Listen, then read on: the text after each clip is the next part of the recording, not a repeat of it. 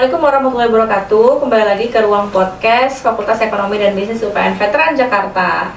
Kali ini saya punya 2 bintang tamu cantik-cantik. Dan ini tamunya cukup jauh ya. Jauh dekat sebenarnya. Ini ada 2 mahasiswi dari kedokteran. Yeay, kita kasih saya thank you untuk siapa namanya, boleh kenalin? Baik, terima kasih Ibu. Izin perkenalan, nama saya Audi Ramadan, mahasiswa semester 7 dari Fakultas Kedokteran UPN. Oke, Mbak Audi ya. Iya, Audi. Yang satunya lagi? Halo Ibu, halo teman-teman semua. Kenalin, nama aku Aira. Aku juga anak semester 7 di FKUPN PJ. Oke, terima kasih sekali lagi udah menyempatkan waktunya untuk kita bincang-bincang santai aja ya di sini. Memang di podcast ini semua topik kita bisa masukin, tapi tetap yang relate sama ekonomi. Nah, teman-teman, kan ini nanti akan ada sudut pandang dari mahasiswa ya, kedokteran belum resmi jadi dokter, tapi sedikit lagi ya, insya Allah sama-sama kita doain. Amin. Oke, pernah nggak kalian dengar bonus demografi? Bonus demografi baru ini sih baru dengar ya. Iya, kalau aku dari pribadi, aku udah pernah dengar. Iya. Terus tanggapannya apa? Kalau tanggapan aku, kalau misalnya dilihat dari tempat tinggal kita ya di Indonesia, untuk di Indonesia itu sendiri menurut aku bonus demografinya itu lumayan bagus ya Bu, karena kan sekarang kan untuk dari angkatan kerja atau angkatan mudanya produktif itu kan jauh lebih banyak dibandingkan dengan angkatan tuanya ya. Nah itu bisa jadi nilai plus bagi Indonesia untuk menjadi negara yang lebih maju lagi ke depannya. Nah, jadi tadi sedikit info bahwa bonus demografi adalah kondisi di mana usia muda itu jauh lebih banyak daripada yang berusia tua gitu. Usia muda itu mungkin around-nya dari yang anak-anak muda sampai di usia tuanya itu dia di 65 ya. Karena ada batasan kerja kita itu ada yang bilang 65, ada yang 58 gitu, tergantung dari instansi. Oke, melihat keadaan bonus demografi yang ada nanti ke depannya sesuai dengan asta cita kita itu kan di 2030 atau di 2045. Nah, tapi itu akan bentrok sama keadaan kesehatan. Nah, menurut kalian kesehatan itu jadi hal yang penting nggak gitu, atau yang jauh lebih penting adalah di ekonominya dulu? Kalau menurut aku kesehatan sama ekonomi itu sama pentingnya ya Bu ya, karena menurut aku dengan kita aware sama kesehatan itu juga bisa membantu ningkatin ekonomi juga gitu. Ya, jadi dua-duanya harus seimbang ya. Kata Ira gimana? Aku setuju kata Audi, kalau dari ekonomi dan juga dari kesehatan itu dua hal yang sebenarnya itu berbeda tapi berkesinambungan. Kenapa aku bilangnya berkesinambungan? Karena kalau misalnya ekonominya jalan tapi untuk dari fasilitas kesehatannya itu kurang, itu juga berdampak buat generasi yang akan bekerja gitu. Aku izin tambahin juga mungkin ya. Untuk kesehatan juga pasti butuh ekonomi, karena kan kesehatan butuh pelayanan kesehatan ya. Pasti butuh alat-alat medis, terus juga obat-obatan, cek lab, itu kan pasti butuh ekonomi yang menunjang juga. Iya, jadi harus ekonomi negara yang bagus iya. Ya. Jadi kalau di Indonesia kita bandingin sama Amerika itu, Amerika insurance-nya jauh lebih besar gitu daripada negara kita. Nah, berhubung kalian juga dari anak-anak kedokteran, yang saya dapat infonya bahwa kuliahnya kan, mohon maaf nih, gitu ya, berapa kalinya UKT-nya dari kita gitu ya. Setelah kalian kuliah, ngelihat harga alat kesehatan itu mahal, menurut kalian gimana sih pandangan? Kan kita masih punya banyak masyarakat yang kurang mampu ya untuk mengakses itu semua. Ada pandangannya nggak? Mungkin aku ingin jawab kali ya. Sebetulnya aku setuju sih kalau dibilang mahal ya. Karena aku sebagai mahasiswa kedokteran pun tahu gitu harga-harga alat kesehatan gitu ya. Kalau untuk dilihat dari secara logika sebetulnya make sense harga tersebut, karena memang beberapa alat itu teknologinya memang sudah tinggi gitu, dan kadang beberapa alat dan obat juga diambilnya dari impor dari luar, makanya nilainya itu tinggi. Namun kalau bisa dilihat dari sisi masyarakat, mungkin itu menjadi beban kali ya, agak tantangan gitu, karena kan gak semua warga masyarakat tuh bisa mengakses kesehatan gitu. Jadi kalau menurut aku sih, kalau misalnya untuk itu pemerintah harus ikut serta ya dalam hal tersebut, supaya semua warga masyarakat tuh bisa mengakses kesehatan yang sama gitu, setara. Ya, subsidi ya dari Ya, pemerintah subsidi. ya. Kalau kata Aira gimana? Kalau aku setuju banget Ibu sama Audi, yang tadi Audi bilang kan kalau emang sebenarnya kalau misalnya dilihat dari kampus kita sendiri aja tuh sebenarnya emang kalau dari kedokteran ini emang UKT-nya juga tergolong lebih mahal dibandingkan fakultas lain. Tapi kalau menurut aku itu make sense, karena kalau dari kedokteran itu sendiri kan yang pertama itu kan ada sumber daya mengajarnya juga, dan kebetulan juga kebanyakan itu juga yang ngajarnya itu dokter, ada dokter spesialis juga, bahkan juga ada yang sudah sampai ke tahap profesor. Kemudian juga untuk dari anak kedokteran itu sendiri kan, untuk alat-alat yang dipakai itu juga harus sesuai dengan kompetensi kami nantinya akan menjadi dokter umum. Jadi kami itu kalau misalnya di saat dilakukan skill lab itu biasanya ada kegiatan untuk menunjang dari keterampilan klinis dasar kami nantinya untuk dilakukannya secara ke pasiennya, nanti itu dilakukannya saat koas nanti setelah SK kan. Nah di situ untuk alat-alatnya itu sendiri juga memang kalau bisa dibilang itu memang agak cukup mahal ibu, seperti kalau misalnya untuk pemeriksaan jantung itu kan harus menggunakan EKG, sementara kan kalau misalnya dari pihak kampus itu kan mereka harus menyediakan fasilitas yang sesuai dengan standarisasi dari dokter umum itu sendiri. Jadi mungkin memang di situ kenapa salah satu penyebabnya katanya itu mahal, karena untuk ketersediaan alat, kemudian juga untuk setiap penggunaan alat itu kan harus disterilisasi juga, jadi mungkin untuk sterilisasinya juga. Tapi kalau misalnya dihubungkan dari mahalnya dari biaya kesehatannya dengan yang nantinya yang bisa kami berikan ke masyarakat, mungkin kalau pandangan masyarakat umum mungkin FK ini mahal seperti itu. Tapi kalau dari sisi anak kedokteran itu sendiri, kami itu menilainya karena kebanyakan dari kami mungkin ingin menjadi dokter karena ingin membantu masyarakat juga, jadinya kami berpikir kalau misalnya harganya segitu itu worth it aja gitu. Karena dari alat ya gitu yang ngeliatnya kan. Dari alatnya. Kemudian juga untuk fasilitator kami juga kebanyakan dokter spesialis. Nah sebenarnya kita nggak mau konsen ke arah UKT-nya gitu ya, kita sebenarnya lebih konsen kepada biaya kesehatan yang mestinya bisa dinikmati sama semua masyarakat gitu. Balik kepada biaya kesehatan, saya tanya Kak Era dulu, gimana nih? Kamu tahu kan tingkatan bayaran BPJS ya, worth it nggak? Tadi kan kamu bilang ya worth it Bu, karena harga alat ya, uang SPP dengan harga alat itu worth it. Tapi sekarang kita lihat dengan mahalnya memang fasilitas kesehatan, dengan angka yang kita bayar untuk BPJS itu worth it apa enggak sih? Izin menjawab ya Bu, kalau yang sepengetahuan aku BPJS itu kan tingkatannya ada tiga ya, ada kelas 3 yang paling rendah, kelas 2 sampai ke kelas 1 yang paling bagus. Kalau dari aku pribadi, BPJS ini cukup bisa meng-cover untuk dari biaya untuk pelayanan kesehatan di Indonesia, karena kalau dari BPJS itu kan juga ada beberapa operasi yang dia tuh bisa di-cover, kayak sekarang seperti sesar itu kan dia bisa di-cover BPJS. Iya, bisa. Terus juga kayak katarak, setahu aku itu juga bisa di-cover BPJS. Jadi dibandingkan dengan pelayanannya kita menggunakan asuransi atau dengan biaya mandiri, menurut aku kalau menggunakan BPJS itu lebih jauh membantu masyarakat, khususnya masyarakat yang kurang. Iya, kan memang pendekatan ekonomi dengan kesehatan ini kan harus sama-sama seimbang ya gitu, semua masyarakat miskin itu bisa menikmati. Nah kalau kamu sendiri pernah nggak, kalian kan memang belum turun lapang ya berarti? Belum ya. Tapi pernah nggak nih, sedikit pertanyaan berbeda gitu ya buat Audi, pernah nggak ngelihat atau merasa pernah mendengar kalau dokternya yang ngelayanin pasiennya BPJS ada dilama-lamain atau nanti dulu deh gitu, atau yang lebih cepet yang biaya pribadi, pernah nggak dengar kalimat gitu? Aku sebetulnya kalau dibilang pernah secara langsung untuk mendengar hal tersebut, tidak, melihat juga belum pernah. Jadi aku belum pernah sih lihat kejadian itu. Kalau misalnya aku sendiri kan aku juga pakai BPJS ya. Waktu kemarin aku juga sempat operasi pribadi itu pakai BPJS. Untuk di RSPAD pun penanganan sebenarnya cepat untuk BPJS. Jadi itu cuma skeptis aja ya? Iya, skeptis aja ya gitu. Tapi nanti kelak kan akan menjadi dokter dan melayani seluruh golongan masyarakat. Motivasi utama apa sih yang nyebabin kamu akhirnya oke, saya maunya jadi dokter?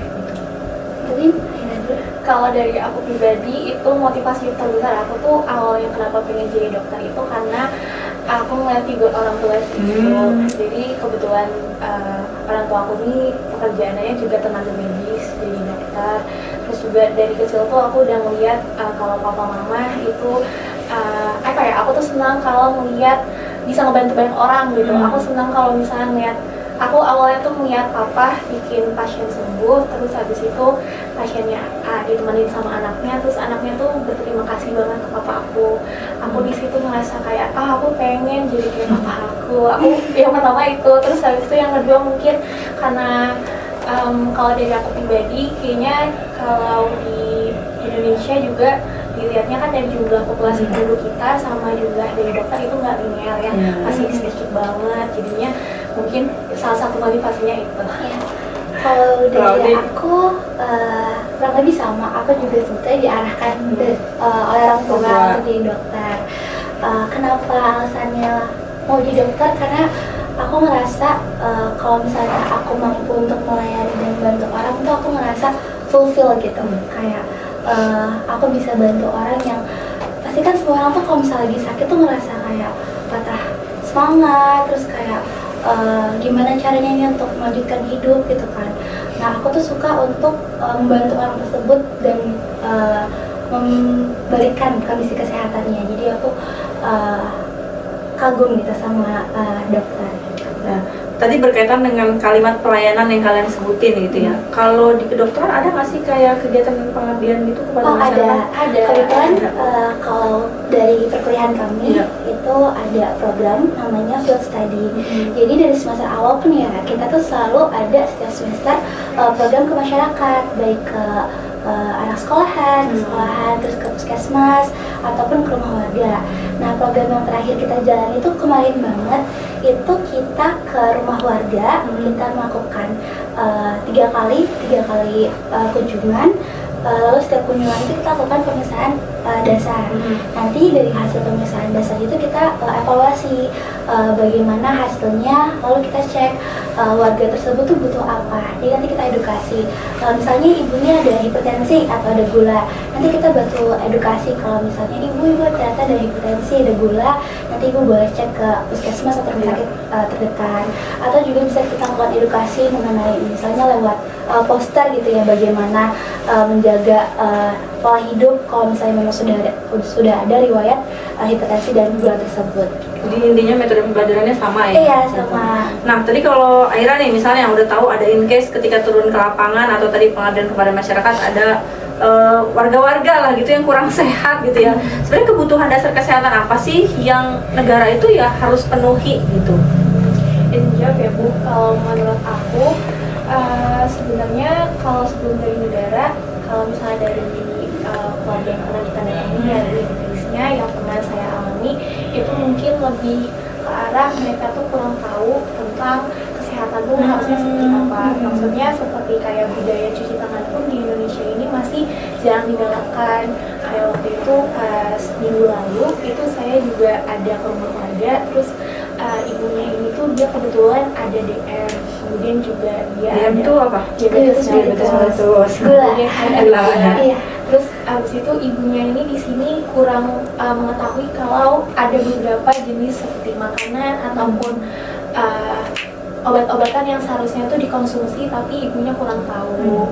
Nah kalau dari pandangan saya pribadi, kalau dari negara mungkin adanya dilakukannya screening kesehatan sih, seharusnya minimal setiap Puskesmas tahun. sih, Iya, seperti kayak di puskesmas kan sekarang juga udah banyak inovasi-inovasi terbaru yang puskesmas lakukan. Itu juga menurut saya pribadi itu salah satu kemajuan untuk kesehatan di Indonesia. Tapi mungkin masih agak kurang, mungkin concern pemerintah bisa lebih ditingkatkan itu di tingkat kesehatan. Iya, kesehatan dasar banget ya, kayaknya awarenessnya memang ya kita rasa memang kurang gitu ya. Nah, tadi teman-teman kalian kan udah pernah terjun ke masyarakat gitu ya. Terus pernah gak sih kerjasama atau punya proker bareng sama anak sosial, anak ekonomi atau anak politik terkait kesehatan? Kalau aku sendiri sih belum pernah, cuman aku pernah ikut volunteer di luar kampus. Jadi ada beberapa volunteer yang memang terbuka untuk umum dan siapapun boleh daftar gitu. Biasanya kita ke rumah yayasan, kita melakukan kegiatan positif bareng, buat sesuatu. Ya pada dasarnya sebenarnya konsepnya bisa sama ya, gitu ya. Jadi kalau misalnya mau bikin wajib PKM nggak sih proposal kreativitas mahasiswa kalau kedokteran? Dulu kita ada sih. Ya wajib ya berarti ya, wajib ya sebenarnya ya ada program-program yang kesehatan kepada masyarakat itu jadi relate ya, nggak cuma untuk anak kedokteran, karena di kita juga tuh kalau di ekonomi ada yang namanya ekonomi kesehatan gitu kan, masuk ke dalam lingkupnya publik. Publik itu adalah urusannya negara gitu, jadi negara yang wajib menyediakan. Nah tadi kita udah bahas terkait masyarakat gitu kan ya, dan capaian kalian lah selama ini tentang kegiatan kesehatan.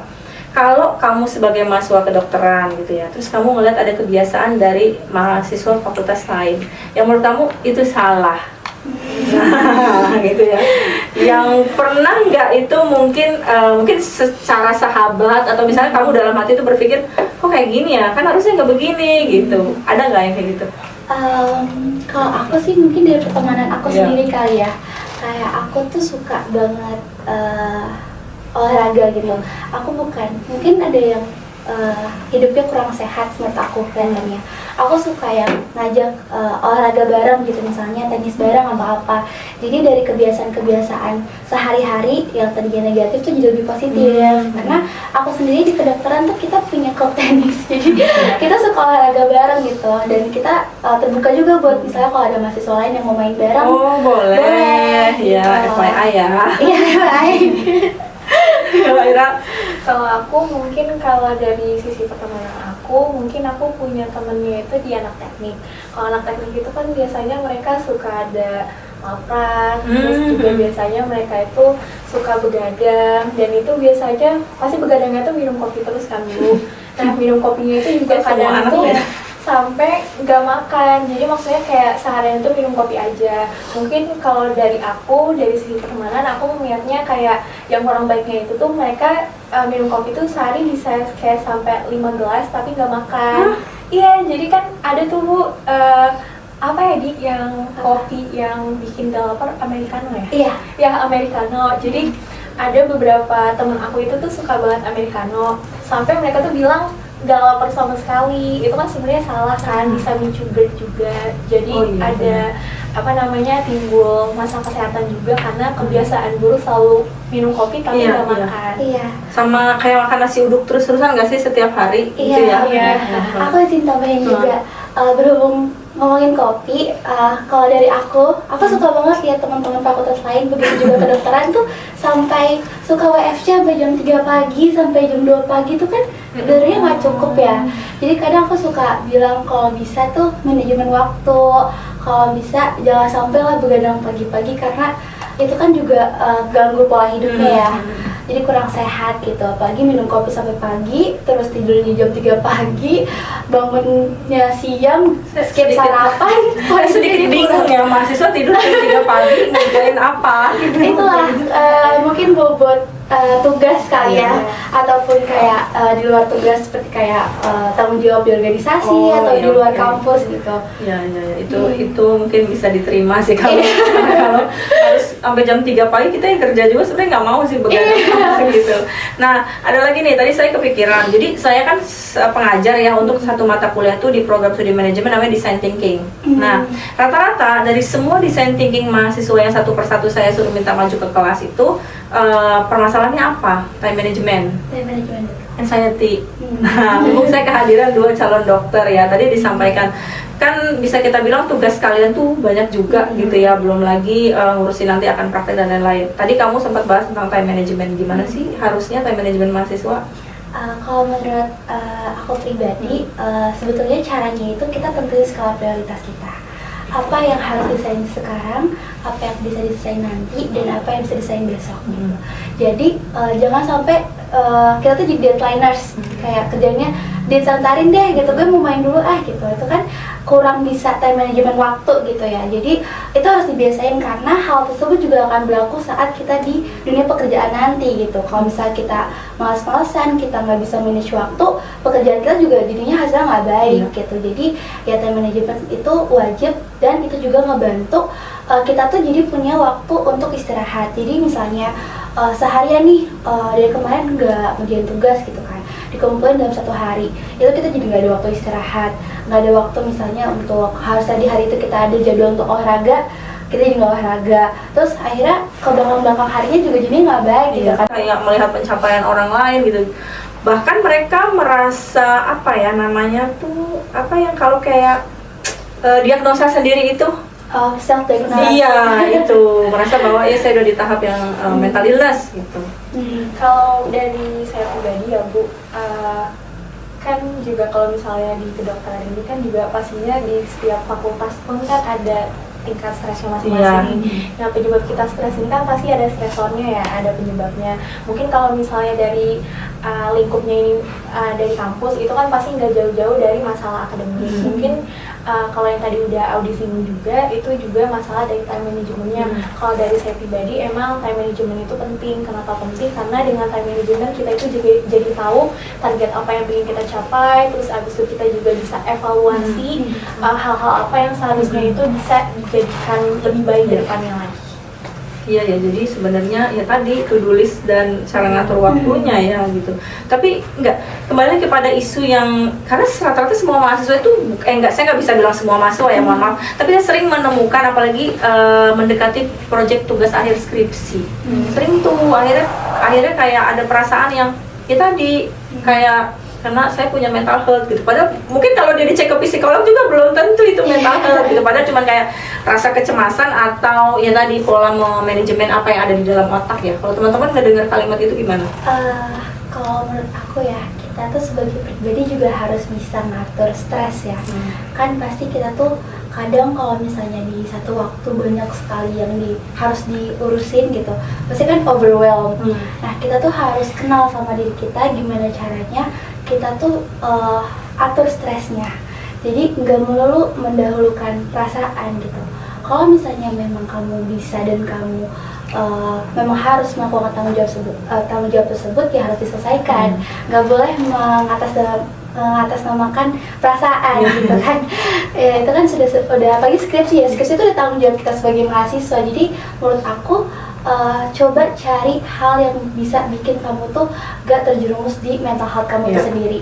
Kamu harus cari hal yang positif, dimana kamu tuh jadi termotivasi justru untuk ngelakuin tanggung jawab yang ada. Kalau dari Era gimana? Kalau dari aku pribadi, mungkin kalau emang sibuk banyak, setahu aku emang banyak yang dia tuh ngediagnos diri sendiri ada mental issue dan lain sebagainya. Tapi kalau dari pandangan aku pribadi, mungkin kalau misalnya di tingkatan kayak skripsi itu bisa ngerasa mereka tuh punya mental illness dan lain sebagainya, mungkin karena udah kecanduan kalau skripsi itu susah ya. Jadi kayak ngerasanya nggak bisa negatif thinking, akhirnya itu juga ngebuat ngerasa di dalam diri kita tuh ngerasa kayaknya aku nggak bisa, makanya mungkin udah ngedown duluan sebelum menghadapin skripsinya gitu. Terus juga bisa karena mungkin kan skripsi ini kan kalau dari kami itu kan ini kan pertama kalinya kami bakal bakal ngejalanin untuk sidang akhir gitu kan. Ya mungkin karena ini tuh pengalaman pertama kali, terus juga sebelum-sebelumnya mungkin kami ngerasanya nggak seberat ini kalau di perkuliahan masanya, jadinya itu belum beradaptasi aja, makanya mungkin ngerasanya mentalnya langsung mental. Oke, tadi udah banyak banget sharing-sharingnya. Nah, sekarang boleh kasih, saya mungkin minta 2 tips ya. Yang pertama dari Aira terhadap kebutuhan dasar masyarakat. Apa yang harus di-awareness-kan sama seorang masyarakat? Mengingat mungkin dari kadar kemampuan ekonomi masyarakat itu nggak semuanya dalam keadaan yang bagus gitu ya. Paling nggak punya awareness lah gitu, ngejaga kalau nggak punya uang ya jangan penyakitan gitu kan. Jadi kita punya bentengnya. Nah, kalau dari Aira saya minta nanti gimana caranya mahasiswa mampu untuk mengatur stresornya masing-masing sehingga nanti bisa mencapai ya tadi goalsnya mereka, karena nanti mungkin di tujuan kerjanya stresornya bisa jauh lebih besar gitu. Dari siapa duluan nih? Boleh, kalau aku ini sih hidup sehat. Hidup sehat itu nggak cuman ngerasa kayak udah kok udah cukup aktivitasnya gitu. Kayaknya makannya udah cukup gitu. Enggak, kita harus hidup sehat tuh maksudnya kita aware sama kondisi kesehatan kita gimana. Tidur cukup itu beneran ngaruh, karena kadang ngerasa nggak sih kalau misalnya kita tuh ngerasa udah tidur nih, tapi pas bangun tuh masih capek tubuhnya gitu kayak udah ngerasa fresh. Nah itu karena kualitas tidurnya tuh belum cukup gitu. By the way, berapa sih normalnya waktu tidur untuk usia kalian yang lagi mahasiswa ini? Normalnya 6 sampai 7 jam ya. Berarti kurang dari itu kita kategorikan begadang. Pola tidurnya juga harus cukup gitu, jangan sampai pola tidurnya kebalik yang harus tidurnya malam malah jam 3 pagi sampai siang gitu kan. Jadi harus diatur itunya, sama minum air putih yang cukup sehari itu 2 liter, karena apalagi kita kan di Pondok Labu itu panas banget ya. terus juga di mana-mana pun sekarang kan udah zaman nih tumbler yang lucu-lucu ya kan. Itu menurut aku salah satu FOMO yang positif ya. Karena kita jadi banyak minum gitu, terhidrasi terus. Itu sih. Thank you Audi. Aira gimana nih? Kalau dari aku sebenarnya tadi poin-poin yang udah Audi sampaikan itu udah cukup sih menurut aku, tapi mungkin aku Ini lebih ke mahasiswa sih kalau ini gimana? Tapi kalau aku bisa izin nambahin tadi kan yang poin yang pertama untuk masalah dari mental health itu sendiri kan tadi juga udah aku sampaikan itu mungkin awalnya karena ngerasa itu baru masa beradaptasi karena sebelumnya tuh nggak ada di fase itu sebelumnya, seperti kayak ngerasa kayaknya stresnya nggak seberat ini sebelumnya, jadi mungkin dia agak stres. Kalau menurut aku, kalau dari mental health itu sendiri, itu sebenarnya bisa kita kendalikan ya Bu, dari dalam diri. Mungkin juga ada beberapa case di beberapa orang, itu dia ngerasa ada mental issue karena mungkin mendem sendiri juga, nggak cerita, lama-lama tuh semuanya itu tuh kepikirannya itu di otak, ngumpul di otak, terus akhirnya tuh untuk dari outputnya jelek, jadinya kurang produktif. Mungkin salah satu yang bisa dilakuin ya dengan olahraga, karena olahraga itu sendiri kan yang pertama bikin badan jadi fresh, habis itu juga pikirannya jadi lebih terbuka. Jadi olahraga ini menurut aku ya kalau kayak di fase-fase sekarang, apalagi kayak kalau dari aku sama Audi ini kan lagi skripsian juga, kayak itu tuh olahraga itu ngebantu banget biar ngendaliin stres kita. Nah, saya potong nih ya, mending mana olahraga atau banyakin minum kopi sama ngumpul hangout teman-teman demi nyelesain skripsi? Gini, ritmenya gini, oke olahraga, istirahat, skripsinya dibuat, atau work from cafe, nyelesain skripsi? Sebenarnya itu depends, cuman kalau aku lebih baik yang opsi olahraga, istirahat, baru skripsian. Kenapa? Karena sebenarnya kita tuh olahraga bisa hangout juga lah sama teman-teman. Kita bisa ketemu teman-teman tuh di saat kita olahraga, kita bisa ngajak olahraga bareng gitu, dan justru positif kan. Kalau misalnya emang butuh skripsian nih, gak bisa skripsian di rumah atau di kosan gitu, ya nggak apa-apa ke WFC juga sambil ngopi. Cuman ya itu Sebelumnya olahraga dulu. Iya. Jadi kan balance ya. Soalnya aku pun gitu, aku tuh lumayan suka olahraga, tapi aku nggak bisa kalau skripsian di rumah. Jadi biasanya aku tuh olahraga, aku kan kuliah tuh jam 7 sampai jam 3 sore. Biasanya aku olahraga tuh jam 7 malam sampai jam 8, bisa sejam gitu. Nah, after kan jam 8 sampai jam 10 atau jam 8 sampai jam 11 tuh bisa digunain kalau misalnya emang kita perlu Nggak ngantuk ya? gitu. Cukup sih. By the way, kalau tadi kan Aira bilang sebenarnya seorang tuh punya batas pengukurannya ya, dimana mentalnya itu kita kategorikan oke, ini nggak sehat. Kalau dia mau self recognition-nya sendiri, gimana caranya kita bisa tahu kita sehat atau enggak untuk secara mental? Kalau sebenarnya kalau mau tahu atau enggaknya itu tuh kalau yang sampai dia tuh udah ngerasa di tahap kayak kayaknya aku ada penyakitan deh, kayaknya mental health aku kayak gini, itu kalau misalnya emang dia nggak bisa ngendaliin, kalau saran dari aku itu emang udah harus ke ahlinya, jadi nggak bisa self diagnose sendiri. Berarti emang nggak bisa ya, nggak bisa merasa oh saya sedang mental health gitu, oh nggak bisa. Tiap orang itu Bu, itu tuh dia punya kayak fase perasaannya masing-masing. Jadi kadang kayak ada yang sebenarnya itu fase orangnya tuh normal, tapi dia lagi sedih banget. Si manusia itu kan pasti ada kayak perasaan yang ngedown banget. Nah, tapi mungkin ada di beberapa orang yang ngerasa perasaan yang sedih itu tuh salah satu penyakit mental health. Padahal itu cuma Padahal itu sedih. sebenarnya sedih. Jadi tetap tidak bisa memvalidasi sendiri, butuh orang yang lebih ahli gitu ya.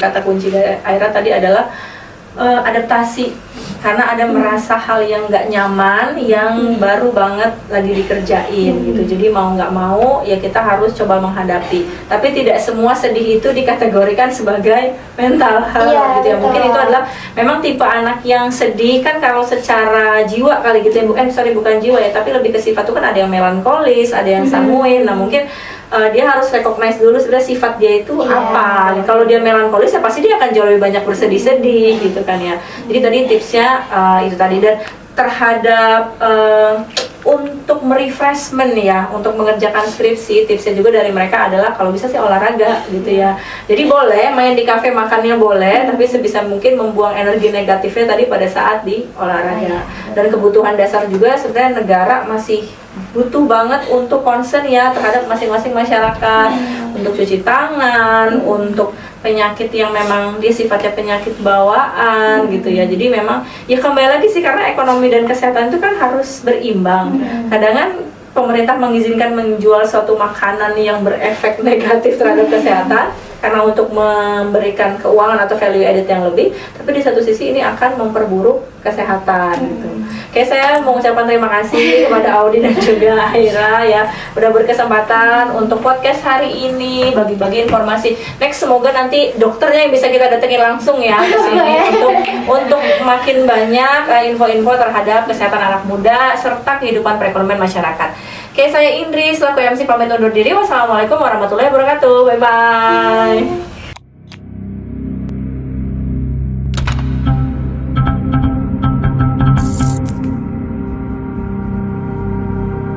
Assalamualaikum warahmatullahi wabarakatuh. Kembali lagi ke ruang podcast Fakultas Ekonomi dan Bisnis UPN Veteran Jakarta. Kali ini saya punya 2 bintang tamu cantik-cantik, dan ini tamunya cukup jauh ya. Jauh dekat sebenarnya. Ini ada 2 mahasiswi dari kedokteran. Yeay, kita kasih aplaus dulu. Saya thank you untuk siapa namanya, boleh kenalin? Baik, terima kasih Ibu. Izin perkenalan, nama saya Audi Ramadan, mahasiswa semester 7 dari Fakultas Kedokteran UPN VJ. Oke, Mbak Audi ya. Iya, Audi. Yang satunya lagi? Halo Ibu, halo teman-teman semua. Kenalin, nama aku Aira. Aku juga anak semester 7 di FKUPN VJ. Oke, terima kasih sekali lagi udah menyempatkan waktunya untuk kita bincang-bincang santai aja ya di sini.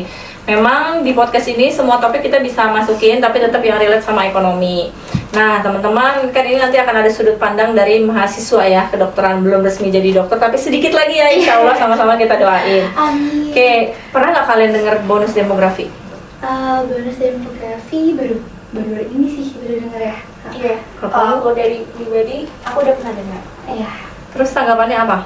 Kalau tanggapan aku, kalau misalnya dilihat dari tempat tinggal kita ya di Indonesia, untuk di Indonesia itu sendiri menurut aku bonus demografinya itu lumayan bagus ya Bu, karena kan sekarang kan untuk dari angkatan kerja atau angkatan mudanya produktif itu kan jauh lebih banyak dibandingkan dengan angkatan tuanya ya.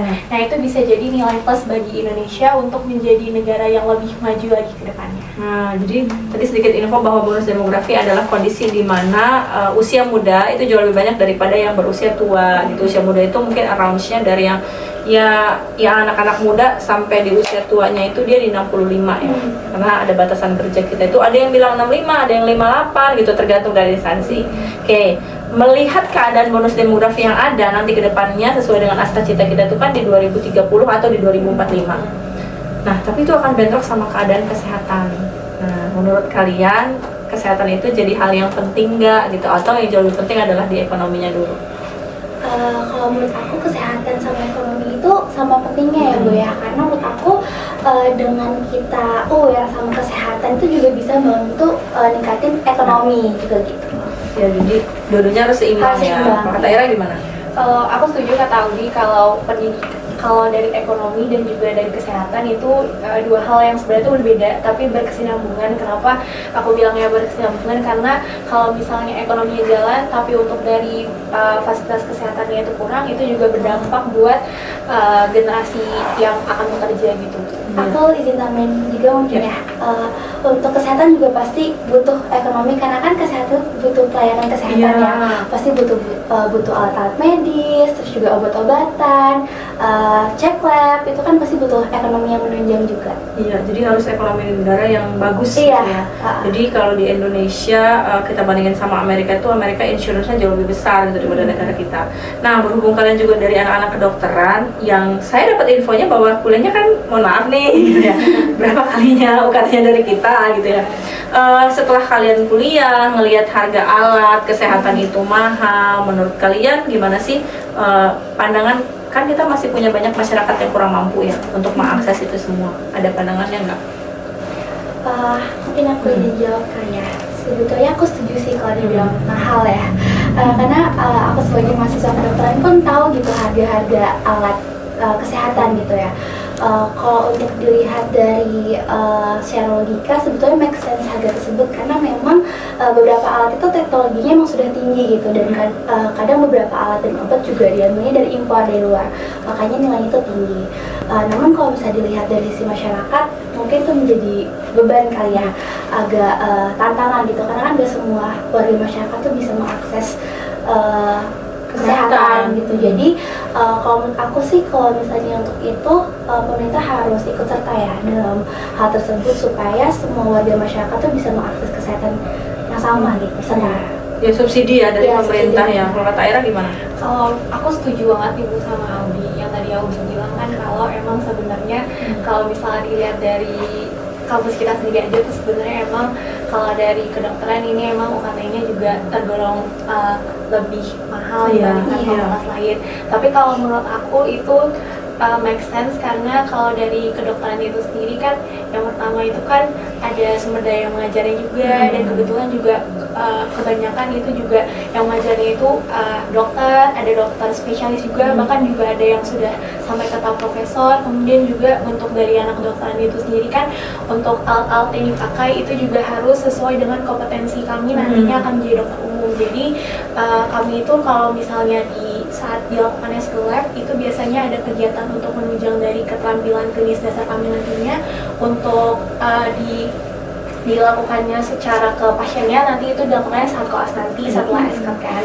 Nah di situ untuk alat-alatnya itu sendiri juga memang kalau bisa dibilang itu memang agak cukup mahal Ibu, seperti kalau misalnya untuk pemeriksaan jantung itu kan harus menggunakan EKG, sementara kan kalau misalnya dari pihak kampus itu kan mereka harus menyediakan fasilitas yang sesuai dengan standarisasi dari dokter umum itu sendiri. Jadi mungkin memang di situ kenapa salah satu penyebabnya UKT-nya itu mahal karena untuk ketersediaannya alat, kemudian juga untuk setiap penggunaan alat itu kan harus disterilisasi juga, jadi mungkin untuk sterilisasinya juga.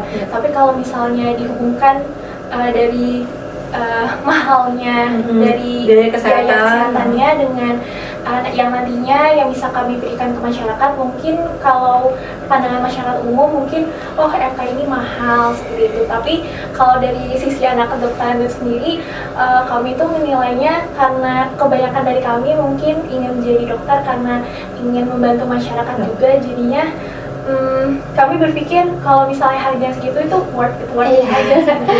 Karena dari alat ya gitu yang ngeliatnya Iya, kan. dari alatnya.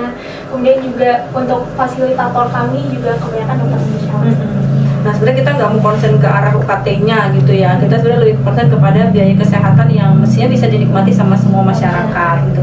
Balik kepada biaya kesehatan, saya tanya ke Aira dulu, gimana nih? Kamu tahu kan tingkatan bayaran BPJS? Ya worth it nggak? Tadi kan kamu bilang ya worth it Bu, karena harga alat ya uang SPP dengan harga alat itu worth it. Tapi sekarang kita lihat dengan mahalnya memang fasilitas kesehatan dengan angka yang kita bayar untuk BPJS itu worth it apa enggak sih? Izin menjawab ya Bu, kalau yang sepengetahuan aku BPJS itu kan tingkatannya ada 3 ya, ada kelas 3 yang paling rendah, kelas 2 sampai ke kelas 1 yang paling bagus. Kalau dari aku pribadi, BPJS ini cukup bisa meng-cover untuk dari biaya untuk pelayanan kesehatan di Indonesia, karena kalau dari BPJS itu kan juga ada beberapa operasi yang dia tuh bisa di-cover, kayak sekarang seperti sesar itu kan dia bisa di-cover BPJS. Iya, bisa. Terus juga kayak katarak, setahu aku itu juga bisa di-cover BPJS. Jadi dibandingkan dengan pelayanannya kita menggunakan asuransi atau dengan biaya mandiri, menurut aku kalau menggunakan BPJS itu lebih jauh membantu masyarakat. Khususnya masyarakat yang kurang. Iya, kan memang pendekatan ekonomi dengan kesehatan ini kan harus sama-sama seimbang ya gitu, semua masyarakat miskin itu bisa menikmati. Nah kalau kamu sendiri pernah nggak, kalian kan memang belum turun lapang ya berarti? Belum ya. Tapi pernah nggak nih, sedikit pertanyaan berbeda gitu ya buat Audi, pernah nggak ngelihat atau merasa pernah mendengar kalau dokternya yang ngelayanin pasien BPJS ada dilama-lamain atau nanti dulu deh gitu, atau yang lebih cepet yang biaya pribadi, pernah nggak dengar kalimat gitu?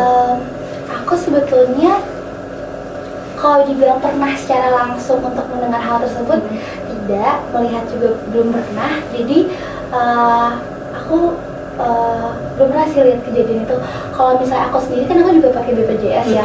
Waktu kemarin aku juga sempat operasi pribadi itu pakai BPJS. Untuk di RSPAD pun penanganan sebenarnya cepat untuk BPJS.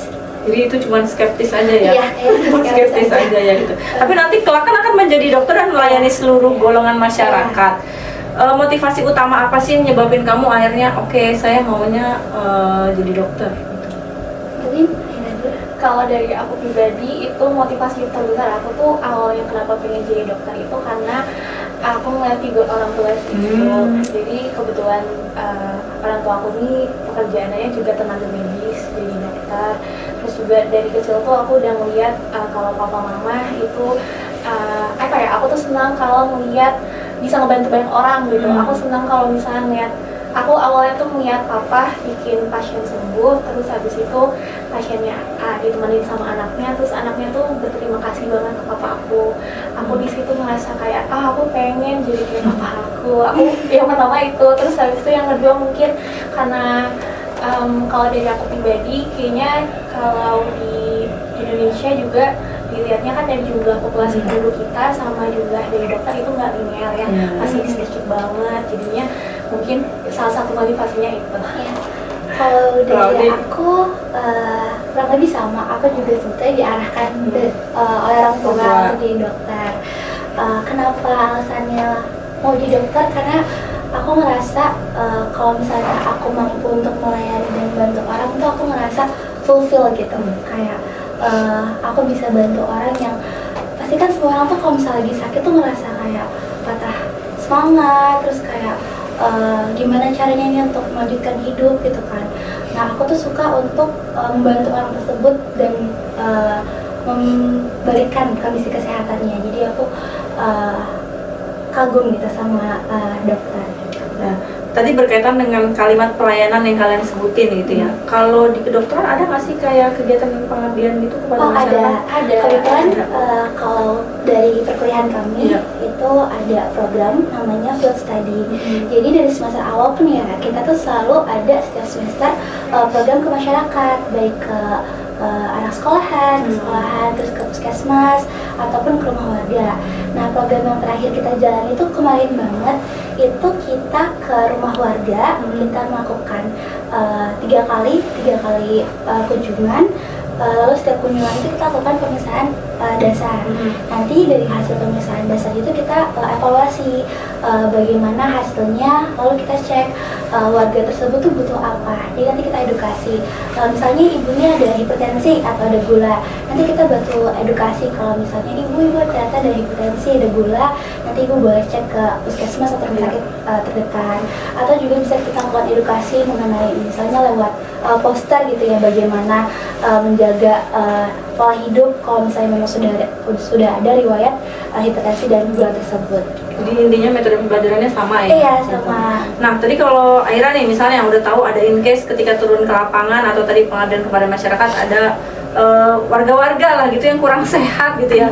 Sebenarnya kebutuhan dasar kesehatan apa sih yang negara itu ya harus penuhi gitu?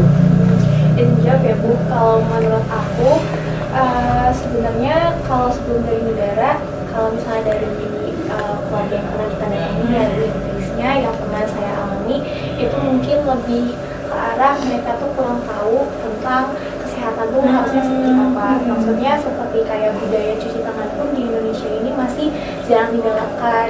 Kayak waktu itu pas minggu lalu itu saya juga ada ke rumah warga, terus ibunya ini tuh dia kebetulan ada DM, kemudian juga dia DM ada itu apa? diabetes mellitus. Gula. Iya. Terus abis itu ibunya ini di sini kurang mengetahui kalau ada beberapa jenis seperti makanan ataupun obat-obatan yang seharusnya itu dikonsumsi tapi ibunya kurang tahu.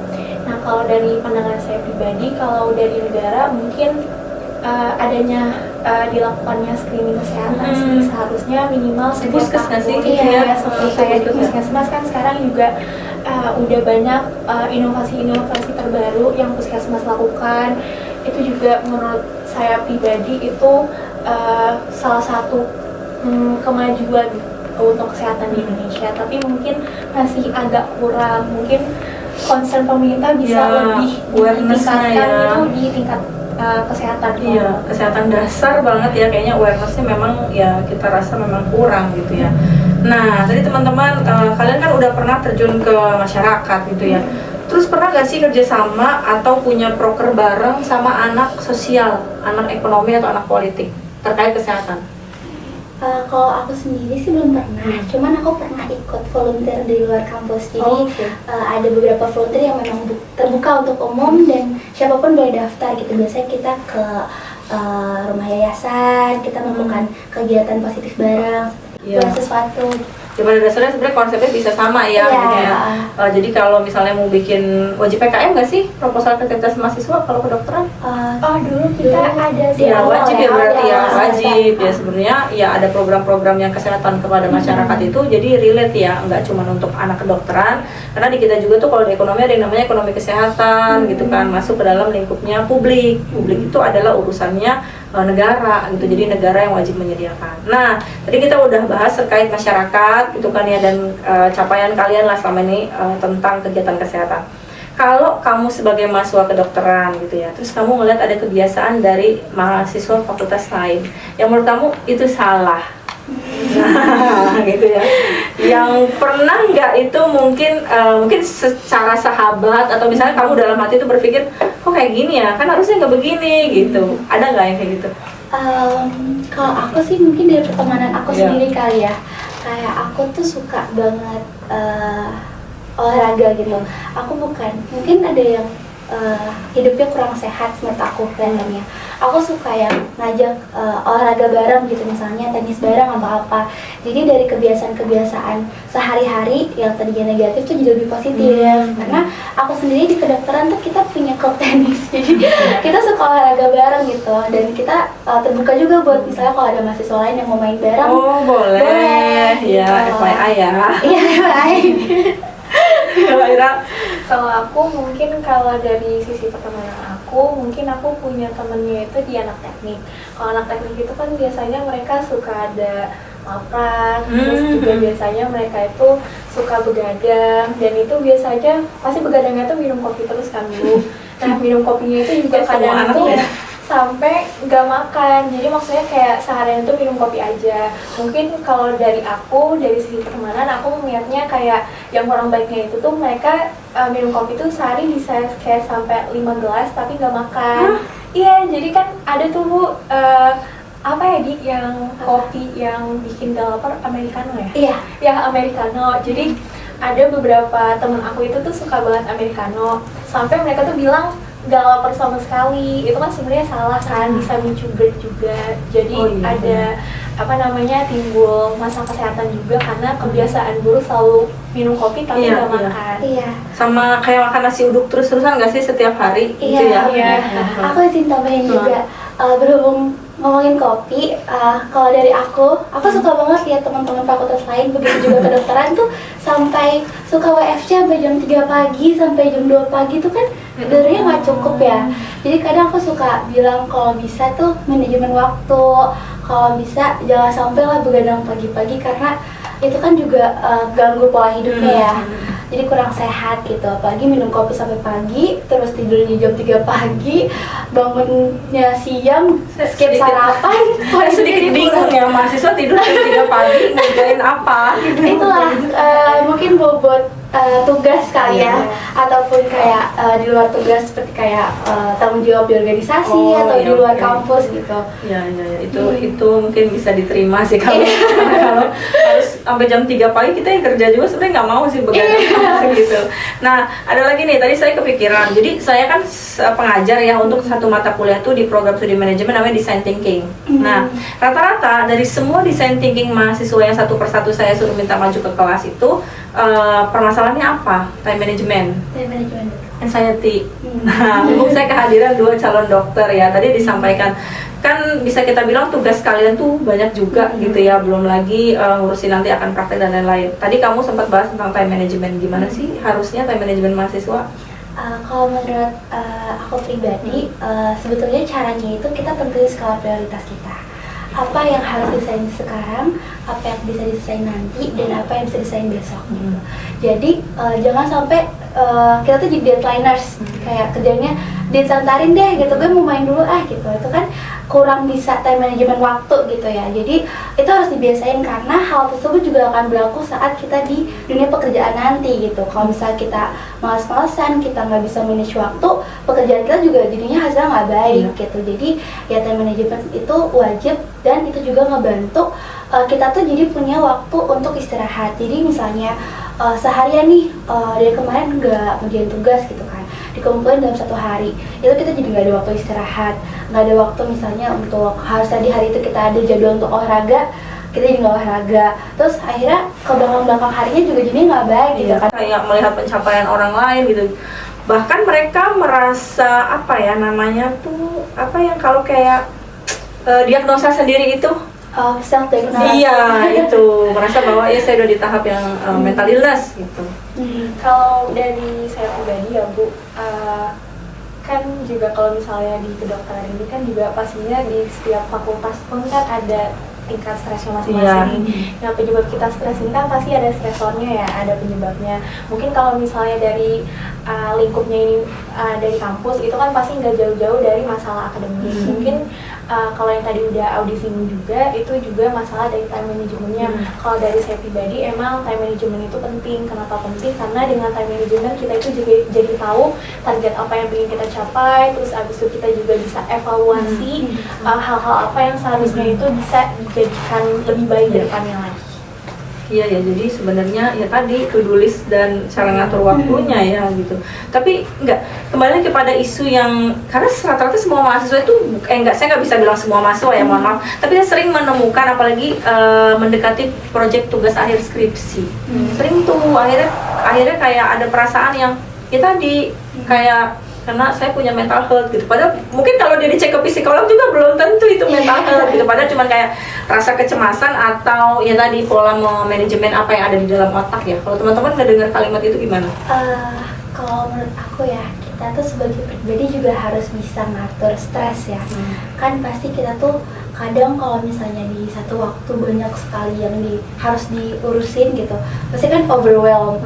Nah, kita tuh harus kenal sama diri kita gimana caranya kita tuh atur stresnya. Jadi nggak melulu mendahulukan perasaan gitu. Kalau misalnya memang kamu bisa dan kamu memang harus melakukan tanggung jawab tersebut ya harus diselesaikan. Nggak boleh mengatasnamakan perasaan gitu kan. Itu kan sudah apalagi skripsi ya, skripsi itu udah tanggung jawab kita sebagai mahasiswa. Jadi menurut aku coba cari hal yang bisa bikin kamu tuh gak terjerumus di mental health kamu itu sendiri. Kamu harus cari hal yang positif dimana kamu tuh jadi termotivasi justru untuk ngelakuin tanggung jawab yang ada. Kalau dari Era gimana? Kalau dari aku pribadi mungkin kalau emang sibuk banyak, setahu aku emang banyak yang dia tuh ngediagnos diri sendiri yang ada mental issue dan lain sebagainya. Tapi kalau dari pandangan aku pribadi mungkin kalau misalnya di tingkatan kayak skripsi itu bisa ngerasa mereka tuh punya mental illness dan lain sebagainya mungkin karena udah kecanduan kalau skripsi itu susah yang jadi kayak ngerasanya aduh nggak bisa negatif thinking, akhirnya itu juga ngebuat ngerasa di dalam diri kita tuh ngerasa kayaknya aku nggak bisa, makanya mungkin udah ngedam duluan sebelum menghadapin skripsinya gitu. Terus juga bisa karena mungkin kan skripsi ini kan kalau dari kami itu kan ini kan pertama kalinya kami bakal bakal ngejalanin untuk sidang akhir gitu kan. Ya mungkin karena ini tuh pengalaman pertama kali, terus juga sebelum-sebelumnya mungkin kami ngerasanya nggak seberat ini kalau di perkuliahan masanya, jadinya itu belum beradaptasi aja, makanya mungkin ngerasanya mentalnya langsung mental. Oke, tadi udah banyak banget sharing-sharingnya. Nah, sekarang boleh kasih saya mungkin minta 2 tips ya. Yang pertama dari Aira terhadap kebutuhan dasar masyarakat. Apa yang harus di-awareness-kan sama seorang masyarakat? Mengingat mungkin dari kadar kemampuan ekonomi masyarakat itu nggak semuanya dalam keadaan yang bagus gitu ya. Paling nggak punya awareness lah gitu, ngejaga kalau nggak punya uang ya jangan penyakitan gitu kan. Jadi kita punya bentengnya. Nah, kalau dari Aira saya minta nanti gimana caranya mahasiswa mampu untuk mengatur stresornya masing-masing sehingga nanti bisa mencapai ya tadi goalsnya mereka, karena nanti mungkin di tujuan kerjanya stresornya bisa jauh lebih besar gitu. Dari siapa duluan nih? Boleh, kalau aku sih, hidup sehat. Hidup sehat itu nggak cuman ngerasa kayak udah kok udah cukup aktivitasnya gitu, kayaknya makannya udah cukup gitu. Enggak, kita harus hidup sehat tuh maksudnya kita aware sama kondisi kesehatan kita gimana. Tidur cukup itu beneran ngaruh, karena kadang ngerasa nggak sih kalau misalnya kita tuh ngerasa udah tidur nih, tapi pas bangun tuh masih capek tubuhnya gitu, kayak nggak kerasa fresh. Nah itu karena kualitas tidurnya tuh belum cukup gitu. By the way, berapa sih normalnya waktu tidur untuk usia kalian yang lagi mahasiswa ini? Normalnya mau sampai 7 jam ya. Berarti kurang dari itu kita kategorikan begadang. Pola tidurnya juga harus cukup gitu, jangan sampai pola tidurnya kebalik, yang harus tidurnya malam malah jam 3 pagi sampai siang gitu kan. Jadi harus diatur itunya, sama minum air putih yang cukup sehari itu 2 liter, karena apalagi kita kan di Pondok Labu tuh panas banget ya. Terus juga di mana-mana pun sekarang kan udah zaman nih tumbler yang lucu-lucu ya kan. Itu menurut aku salah satu FOMO yang positif ya. Karena kita jadi banyak minum gitu, terhidrasi terus. Itu sih. Thank you Audi. Aira gimana nih? Kalau dari aku sebenarnya tadi poin-poin yang udah Audi sampaikan itu udah cukup sih menurut aku, tapi mungkin aku Ini lebih ke mahasiswa sih kalau ini gimana? Tapi kalau aku bisa nambahin tadi kan yang poin yang pertama untuk masalah dari mental health itu sendiri kan tadi juga udah aku sampaikan, itu mungkin awalnya karena ngerasa itu baru masa beradaptasi karena sebelumnya tuh nggak ada di fase itu sebelumnya, seperti kayak ngerasa kayaknya stresnya nggak seberat ini sebelumnya, jadi mungkin dia agak stres. Kalau menurut aku, kalau dari mental health itu sendiri, itu sebenarnya bisa kita kendalikan ya Bu, dari dalam diri. Mungkin juga ada beberapa case di beberapa orang, itu dia ngerasa ada mental issue karena mungkin mendem sendiri juga, nggak cerita, lama-lama tuh semuanya itu tuh kepikirannya itu di otak, ngumpul di otak, terus akhirnya tuh untuk dari outputnya jelek, jadinya kurang produktif. Mungkin salah satu yang bisa dilakuin ya dengan olahraga, karena olahraga itu sendiri kan yang pertama bikin badan jadi fresh, habis itu juga pikirannya jadi lebih terbuka. Jadi olahraga ini menurut aku ya, kalau kayak di fase-fase sekarang, apalagi kayak kalau dari aku sama Audi ini kan lagi skripsian juga, kayak itu tuh olahraga itu ngebantu banget biar ngendaliin stres kita. Nah, saya potong nih ya, mending mana olahraga atau banyakin minum kopi sama ngumpul hangout teman-teman demi nyelesain skripsi? Gini, ritmenya gini, oke olahraga, istirahat, skripsian dibuat, atau work from cafe, nyelesain skripsi? Sebenarnya itu depends, cuman kalau menurut aku lebih baik yang opsi olahraga, istirahat, baru skripsian. Kenapa? Karena sebenarnya kita olahraga bisa hangout juga sama teman-teman. Kita bisa ketemu teman-teman tuh di saat kita olahraga, kita bisa ngajak olahraga bareng gitu, dan justru positif kan. Kalau misalnya emang butuh skripsian nih, gak bisa skripsian di rumah atau di kosan gitu, ya nggak apa-apa, ke UFC juga sambil ngopi. Cuman ya itu sebelumnya olahraga dulu. Iya. Jadi kan balance ya. Soalnya aku pun gitu, aku tuh lumayan suka olahraga, tapi aku nggak bisa kalau skripsian di rumah. Jadi biasanya aku tuh olahraga, aku kan kuliah tuh jam 7 sampai jam 3 sore. Biasanya aku olahraga tuh jam 7 malam sampai jam 8, bisa sejam gitu. Nah after kan jam 8 sampai jam 10 atau jam 8 sampai jam 11 tuh bisa digunain kalau misalnya emang kita perlu ngantuk ya. Gitu. Nah, by the way, kalau tadi kan Aira bilang sebenarnya seorang tuh punya batas pengukurannya ya, dimana mentalnya itu kita kategorikan oke, ini nggak sehat. Kalau dia mau self recognition-nya sendiri, gimana caranya kita bisa tahu kita sehat atau enggak untuk secara mental? Kalau sebenarnya kalau mau tahu atau enggaknya itu tuh kalau yang sampai dia tuh udah ngerasa di tahap kayak kayaknya aku ada penyakitan deh, kayaknya mental health aku kayak gini, itu kalau misalnya emang dia nggak bisa ngendaliin, kalau saran dari aku itu emang udah harus ke ahlinya, jadi nggak bisa self diagnosis sendiri. Berarti emang nggak bisa ya, nggak bisa merasa oh saya sedang mental health gitu, oh nggak bisa. Tiap orang itu Bu, itu tuh dia punya kayak fase perasaannya masing-masing. Jadi kadang kayak ada yang sebenarnya itu fase orangnya tuh normal, tapi dia lagi sedih banget. Si manusia itu kan pasti ada kayak perasaan yang ngedown banget. Nah, tapi mungkin ada di beberapa orang yang ngerasa perasaan yang sedih itu tuh salah satu penyakit mental health.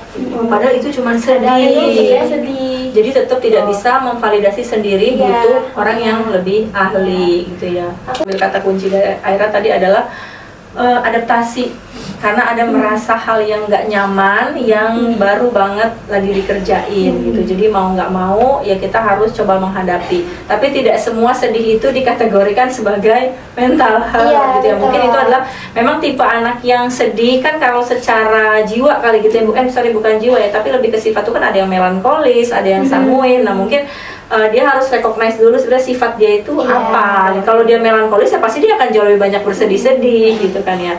Jadi tadi tipsnya itu tadi, dan terhadap untuk merefreshment ya, untuk mengerjakan skripsi, tipsnya juga dari mereka adalah kalau bisa sih olahraga gitu ya. Jadi boleh main di kafe makannya boleh, tapi sebisa mungkin membuang energi negatifnya tadi pada saat di olahraga. Dan kebutuhan dasar juga sebenarnya negara masih butuh banget untuk concern ya terhadap masing-masing masyarakat, untuk cuci tangan, untuk penyakit yang memang dia sifatnya penyakit bawaan gitu ya. Jadi memang ya kembali lagi sih, karena ekonomi dan kesehatan itu kan harus berimbang.